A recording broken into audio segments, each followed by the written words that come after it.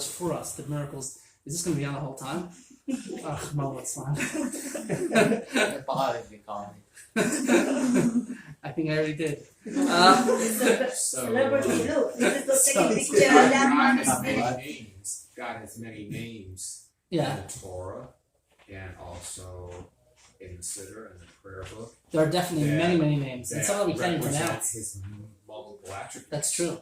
Even the 13 attributes themselves all have variations of that. And that's true. But whenever it says the name Shem itself, whenever it just says Shem, right, like Baruch Shem Kavod, an example like that, it's referring to his actions. It's referring to how we relate to him. Right? The name of God is how we connect to him, which means through the deeds that he does, to us, what he does to us, what he does for us, and so on and so forth. So, Malach Midrash. So the first thing we said just now, you were pointing out that Behaviors, actions, follow his actions, kind of see what he does and mimic them somewhat, perhaps. Okay? Any other ideas?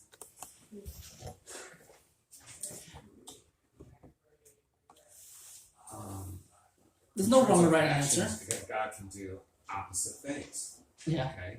We see this in the Torah. He can be a God of peace, or he can be a God of war. He went to war with Okay. the Israelites. Many So times. which actions then is he telling us to follow? Which actions then is he telling us to follow? Well, halachta v'drachav, it's direct commandment from God. Maybe it depends on the context at the time. Okay, that's a deep answer. I like that. That's something to think about. Well, I'll tell you the question itself actually, because you pointed out that there are many different attributes. And we see God plays himself out as the God of wrath, but he also plays himself out as the God of kindness. Right? We see all of that. It's all the same God. By us, there is no two separate powers. It's not like there's, from the Christian aspect, and I understand that you're what's it called? You work in the ministry. From the Jewish perspective, though, we believe in one power, one force that does all. There is no separate forces. There's no Satan and God, right? There is one God.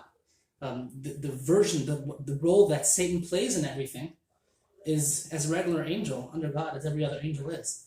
Every angel has a task at hand. The fascinating thing about Satan, which is something I think is important for us to think about, because for us, we call him Satan. We don't call him Satan. We call him Satan. We call him Yitzhahara. We have many names for him. Malach HaMavis, the angel of death. There are many different names that we have for him. And I'm just going to use him, if you don't mind, because it's easier to think of him as an evil person. But the reality is, he's just an angel, like everybody else. Every single other angel. And here's the fascinating thing. There's a I don't know how familiar you are with the story of Yaakov and the angel and Jacob, and the angel got into a fight. He went back to grab the pots and pans and stuff that he left behind, right? And when he went back, there was a big fall. He got into a major fight with what turns out was the Sar Shel Esav, was the prince of Esav, who the Torah, the Midrashim and others tell us was Satan himself. Okay, now again, Satan's just an angel. Right? God created the world, created Satan as well, and he gave him a task to do the same. He gives them, the angel Michael, the angel Gabriel. They all have tasks that they have jobs to do. So he also has tasks. So what happens next is very funny, because if you follow the sequence of events, you'll see how there's a fight. It's a physical fight, the way the Torah describes it, at least, where they're battling each other. He says, went back by himself, and he starts rolling around in the dirt with the guy. That's physically the translation. From the expression of avak, of dirt. He's rolling around in the dirt, wrestling him. So it sounds like he's having a very serious fight. Eventually, the angel gets him a good clop. He sets him right there in the thigh and hits him the sciatic nerve and causes him permanent damage there. But Yaakov is not deterred, and he fights back, and he manages somehow, using the superhuman strength, which seems almost impossible, to wrestle the angel down to the ground. But that's not the hard part to understand. That's difficult. What's hard to understand is the next part, where the angel says, okay, I gotta go, let me go. And so Yaakov says to the angel, why do you have to leave? Why? He says, because I have to sing my song to God. He said, so what's that to do with me? He says, well, I only get one chance. I get one chance to sing my song. And my chance is right now. This is the moment. And if you don't let me go now, I'm going to miss it. I'm never going to have this chance again.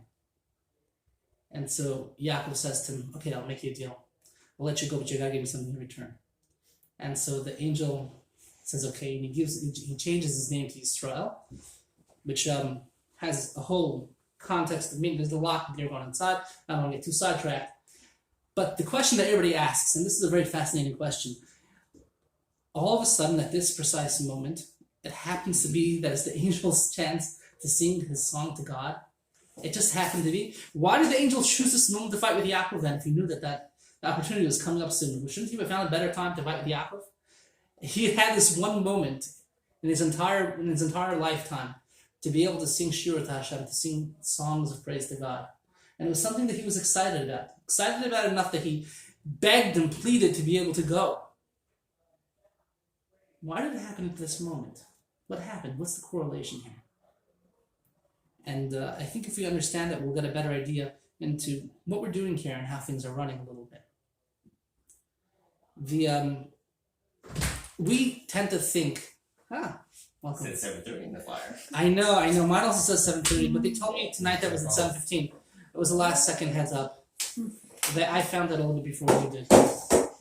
So anyway, the question is why at this precise moment? And I think if we understand why at this precise moment, it will give us a better understanding of the role that the Satan plays in everything. The Yetzer Hara, the evil inclination. What is the role? So we imagine this little thing sitting on our shoulder telling us do something bad. And the other shoulder we have the good one saying do something good, right? Don't listen to him, listen to me, right? And it goes back and forth, and that's the conversations they're having. They're each inside your head bouncing off each other until you decide to listen to one or the other, correct? Mm-hmm. That's how we picture it somewhat. Mm-hmm. But the reality is quite different. The Yetzer Hara, we have to understand, is a servant of God just as every single other angel is. As a matter of fact, the Torah tells us when Hashem created the Yetzer Hara, it said when Hashem created the Yetzer Tov, the positive, the good force that helps us to do things right, it referred to him as Tov. But when we created the Yetzer Hara in Bereshis, we referred to him as Tov Ma'od. Right? So the Yetzer Tov was considered good, the positive inclination, but the Yetzer Hara, the evil inclination, was considered very good. Very good. It's strange, right? It makes it even more challenging. So the reason why we find this challenging is because we struggle with what exactly the Yetzer Hara is. So other religions take on the idea that there must therefore be two powers. There must be a God, and that God represents good and everything that's wonderful, and then there must be the Satan who represents everything evil. Otherwise, how the twain shall never meet? It makes no sense for us, right? But we don't understand things that way. We understand that there's a God who created all of mankind and loves all of mankind and created all the creatures that exist within existence. Created the endless galaxies, and you look behind, look into the stars, and now they have these fancy cameras you have to take pictures of the stars, and right, what's going on? There's so much. There's just to infinity and beyond, right? So for a moment you have to think God created all this, and He created it for us because He loves. So if He created it, it must also be a part of that as well. The evil inclination must be a part of that as well. And if he's part of that plan, so what role does he play? So the answer to that question is really very simple. The Yetzer Hara, as every single other messenger of God, is really our cheerleader. He stands there, and he provokes us to sin. But as he's provoking us to sin, he's begging and pleading with us, please don't do it. Please don't do it. I know that you can withstand it. And therefore, he will never challenge us with something that we can't withstand. Because he's standing there saying, this is my job, so I have to do this. But I don't want you to. I don't want you to. So he's pleading with us. He's actually both voices. He is the good voice also, saying, please don't do it. But at the same time as he's placing it in front of us. See, he is our biggest cheerleader. Why is that? His goal, his entire existence was very simple. He was created to allow us the opportunity to earn our keep in this world. He was created simply for the sake of giving us challenges, because without challenges, what do we have? And we'll talk about that soon. The challenges are what makes us. If the challenges are what makes us, the Yetzer Hara has to be there to create those challenges for us, for our sakes, to help us grow and become better people. And so as he's providing those challenges, he's begging and pleading with us, please, please, please pass the test. And so at that moment when Yaakov beat the Yetzer Hara physically, he beat him down, the Yetzer Hara completed his task. He actually completed what he was sent to do. He was sent to come and face and present a person with a challenge, and the person should surpass that challenge. At that moment, he completed what we call his tachlis or his tafkid. He completed his goal of creation. He completed why he was sent to this world. He was sent to challenge Yaakov, but he was also sent to lose. And at that moment when he lost, he merited to sing his praise to God, because it's when all of God's creatures do what they're supposed to do that they merit that moment of going to God and becoming close to Him again and returning to that throne of glory and to sing that praise to Him. So it's fascinating because it's not a coincidence that, oh yes, by the way, the Yetzer Hara happened to lose the battle and also happened to be also that exact same time. It was specifically because he lost that battle. He tried as hard as he could to get Yaakov. He did. But what was the whole point? The point was that Yaakov should defeat him. And if that's the goal, then the moment he was defeated, he fulfilled what he was brought into this world to do.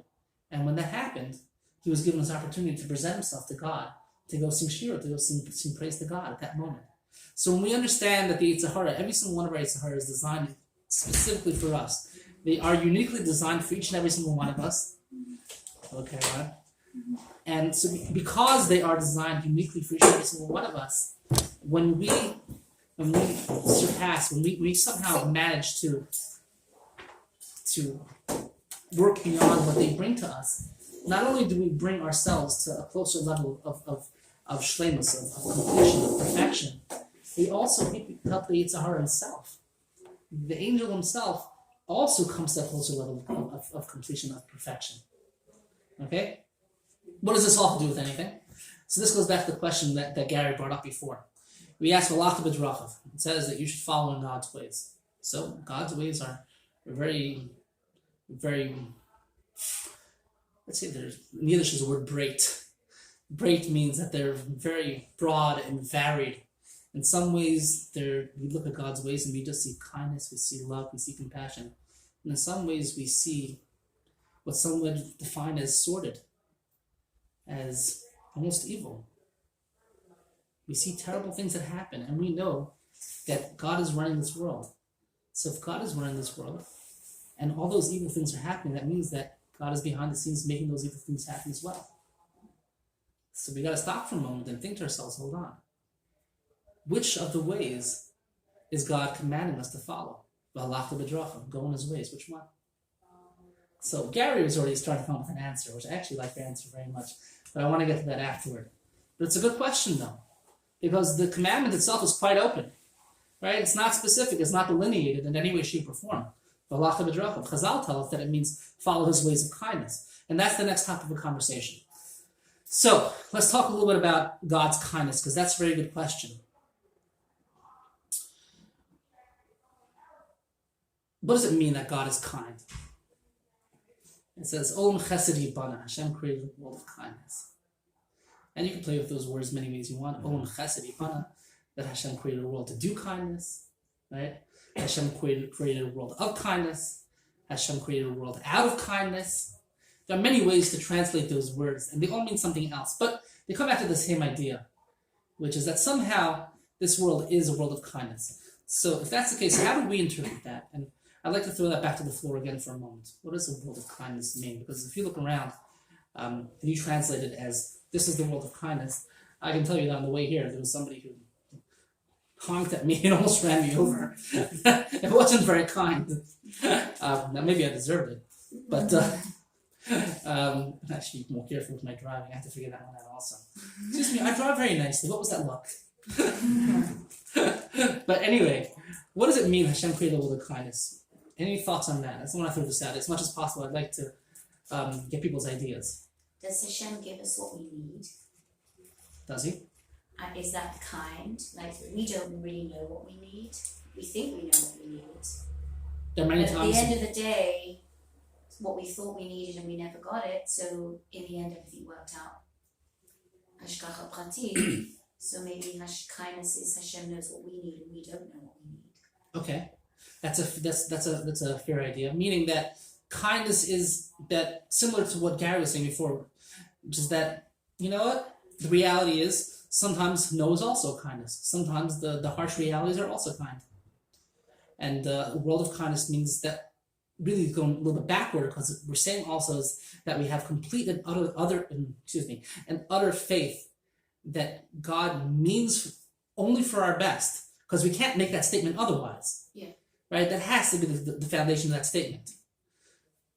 You mentioned Olam Chesed Yivaneh is in the future, will be built. Therefore, we have to create that situation. It's not something that's going to be on its own.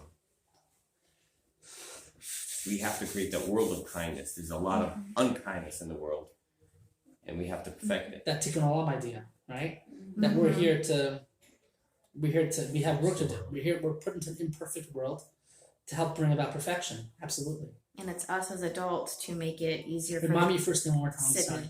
Sydney. Yes. It's us as adults to make it a better future for the children, because in my temple we say the future is the children. So we try to put all of the focus and all of the joy that is of Judaism and of God and God's work, and show them, yeah, there's this, but there's also the Tikkun Olam aspect, and it's your job.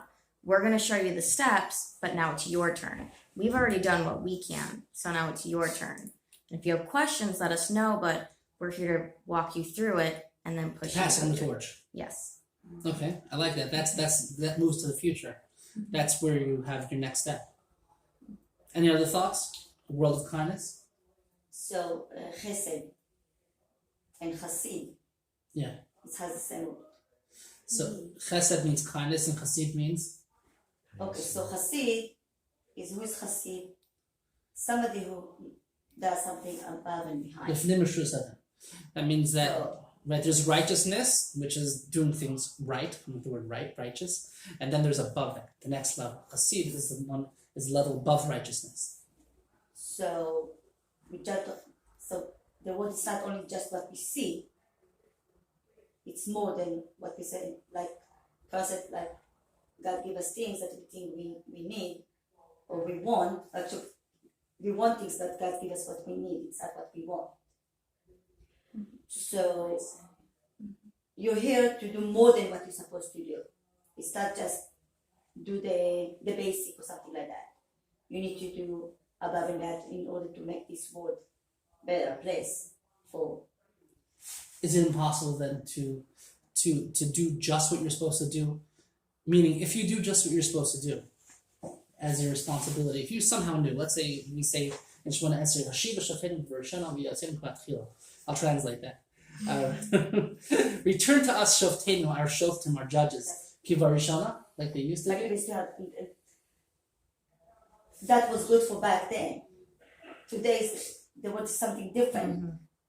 Yeah. So if we might want to have the world the same way that it was before, but it doesn't work that way because the work is changing. Right. It's not staying same thing. Even though we want to go back to the basic, to the sources, it's not always work that way. So imagine if some way we could, and I'm debating with you if you don't mind. You okay with that? Yeah. You can handle it. So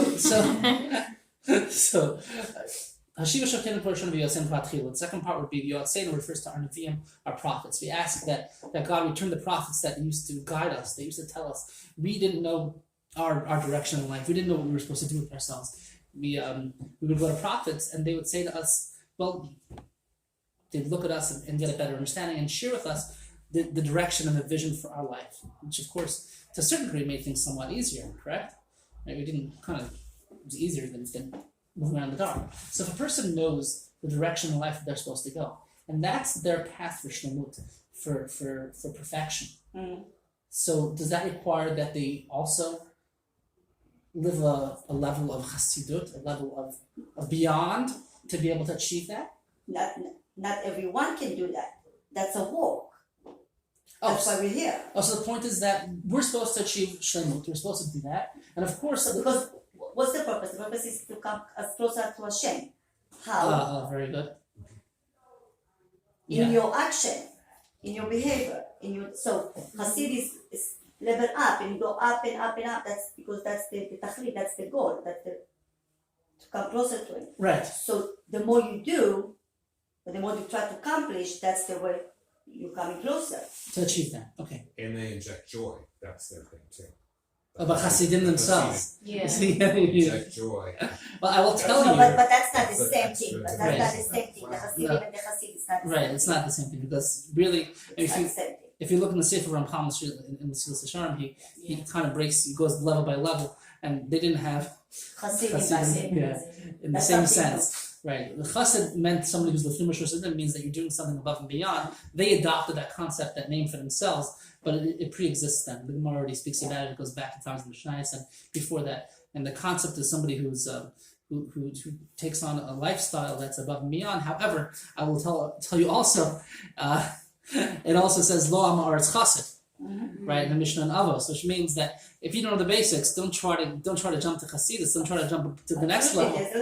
Yeah, you kind of have to follow it step by step and follow those paths. If we're still struggling on the basics, don't jump to Hasidus yet. Let's get through it, which is why there's a Great tzaddik first. yeah, well there's a whole bunch of them that you have to get through. So this list of the levels of the chassid and the tzaddik, what's below the tzaddik? I mean, look at Mesilas Yesharim. It goes through step by step by step. It's based on a Mishnah. Yeah. Okay.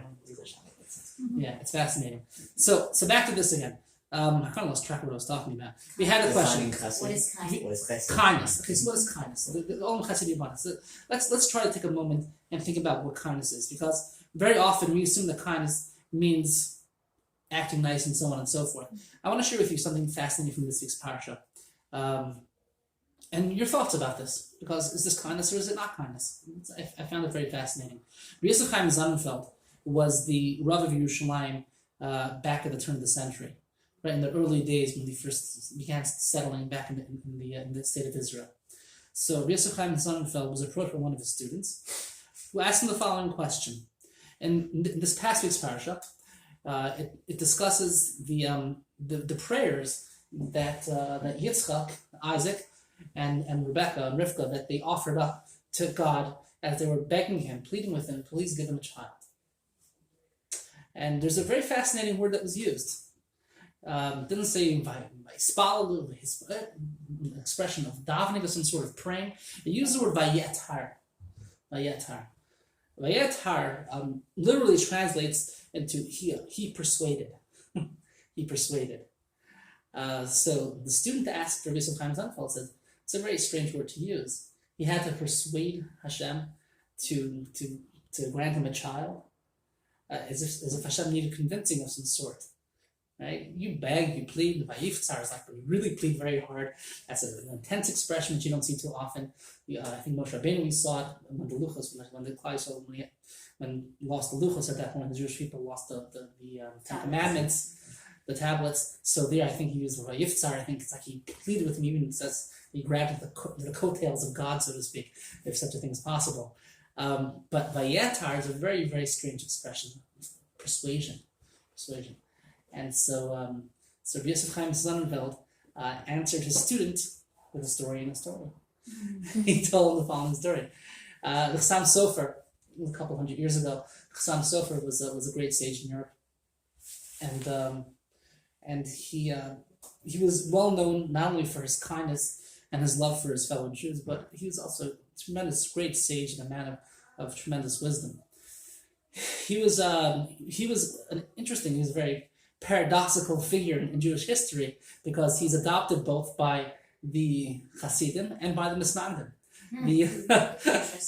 The Hasidim adopt him as their own, and the Lithuanian Jewry and everybody else they also adopt him as theirs. So he kind of went across all boundaries, across the boundaries. So he was a husband and wife that were having their first child. They were had taken many years. They had prayed very hard for this child, and she was suffering through a very difficult delivery. The labor was intense. It was going on for hours and hours, and she was really, really suffering intensely. And the husband ran from the house.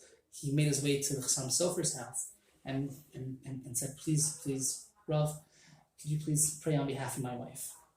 She's suffering terribly. The labor is going on and on. Please, could you pray for her that the labor be short, that the child be born already? And the Chassam Sofer looked apologetically at the man and said, I'm so sorry, but I can't do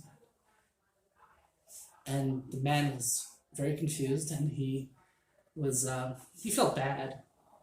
But he left, and he went back to his wife, and he continued praying and being there with his wife, till eventually the child was born. Down the road, the man returned to the Chassam Sofer, and he said to him, "Do you mind if I ask you a question?" Right? Yeah. He asked the obvious question. What's the question he asked? And why'd you turn me away? Right? It was a time of need. My wife was suffering. Why'd you turn me away? Huh? It's his job. It's his job. Oh, okay. That's definitely This is a challenge. Okay. These are good answers. Chassam Sofer had a different answer, which I think is very fascinating, and it comes back to kindness again, if we get a better understanding, because things aren't always as they seem. Chassam Sofer said that it says dar ba v'dar holech, that generation comes, generation leaves, which means that with each generation that comes into the world, there is always going to be an equal balance.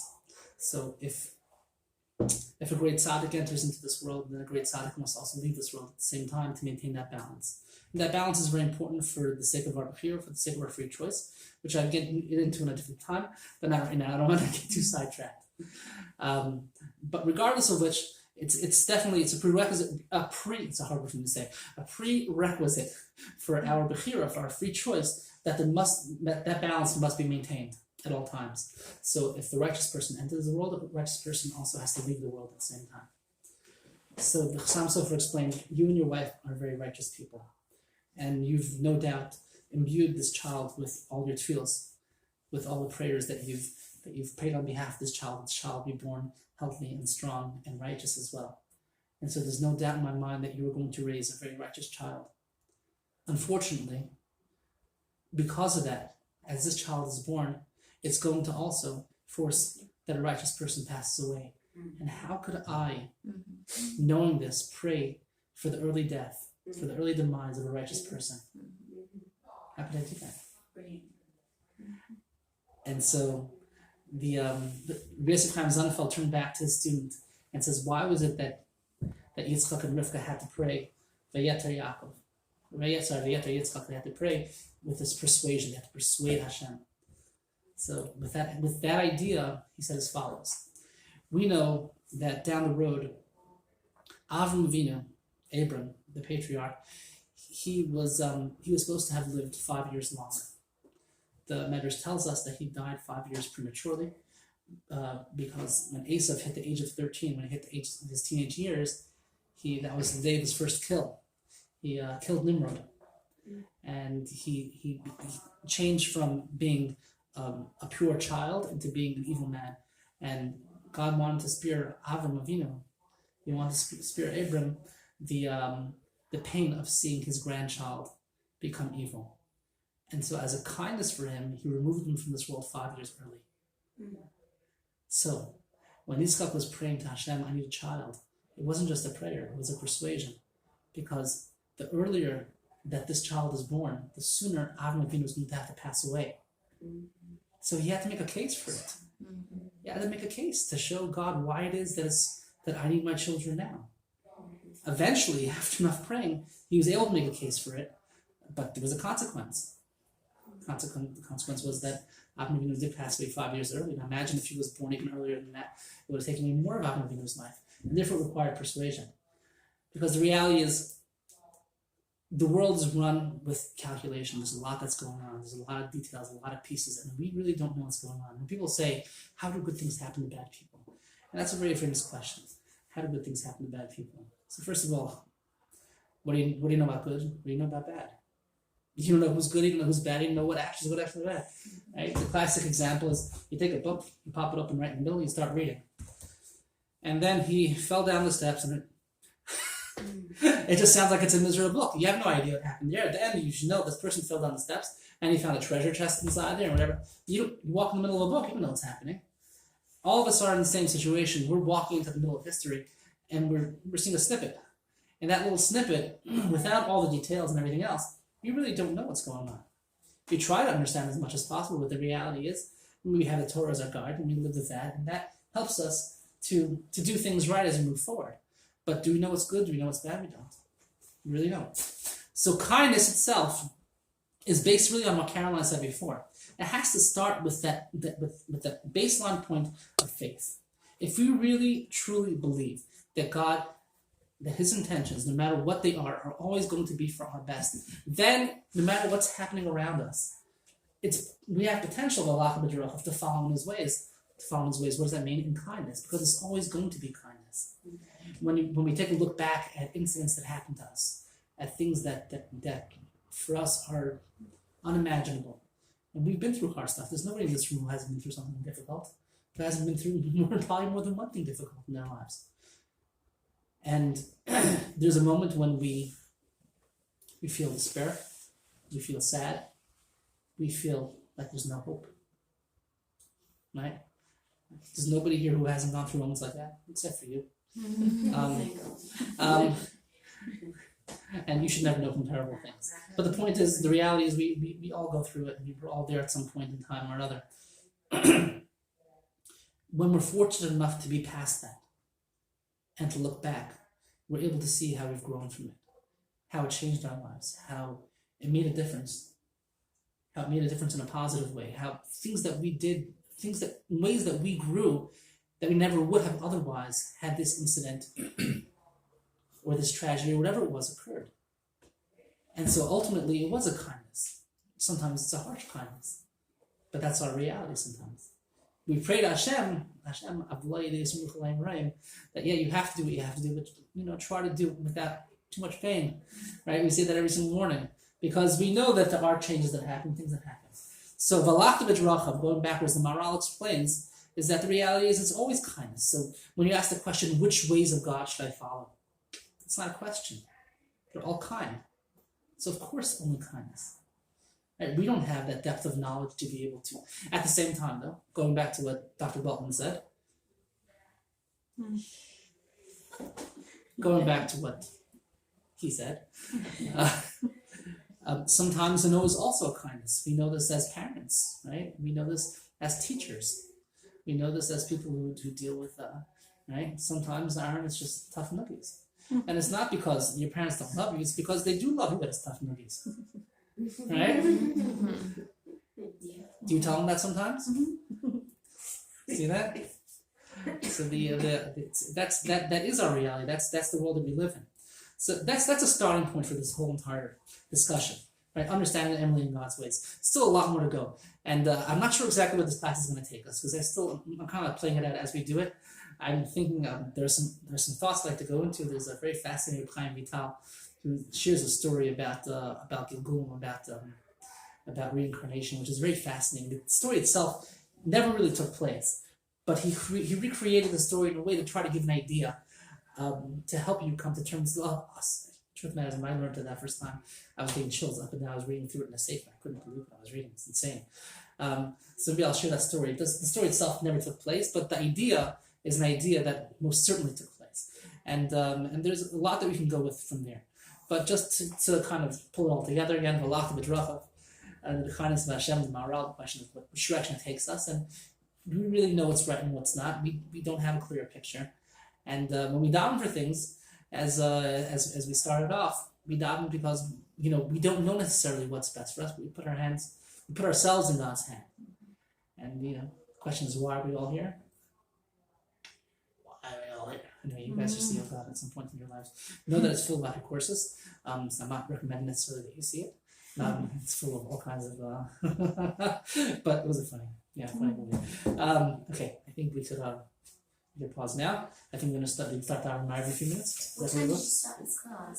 7:15. They changed the schedule. Don't tell me. No, I'm serious. 7:30. I have the 7:30 here also. That's what I have. That's why I came at 7:30. And I got a message that they were starting 7:15, and so I quickly. On the Kollel page, Yeah, I had it from the Eitz Chaim bulletin. I had it from the Eitz Chaim bulletin. Yeah, me too. I found out an hour before class started. And it was in the Kollel bulletin as well. Yeah. All right, is that thing still running?